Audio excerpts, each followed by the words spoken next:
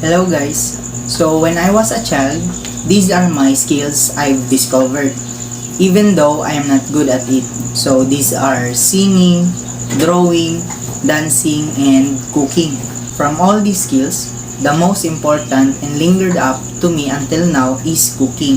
Because it makes my family happy and also me. Especially when I saw the product that I have cooked. So, I will tell you a story on how I discovered this skill. Once upon a time, in the village of Mercedes, there is a boy named Earl. He is 9 years old. One day, his mom and his dad left their house to go somewhere. Earl arrived at home from school, suddenly felt hungriness. He's calling his mom and dad, but no one answered.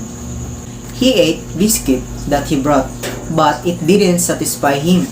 So, he tried to cook an egg, even though he didn't know. So, the egg was overcooked because of too much of heat. But because of his hungriness, Earl continued to eat the egg.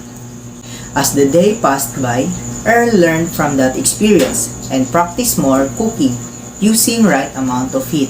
And then Earl ate happily ever after. So, that's how I discovered my skills in cooking. And I am very happy because I can serve and cook foods for my family. Now, I am still learning new ways, styles, and recipes in cooking. Thank you guys for listening and watching. Bye-bye!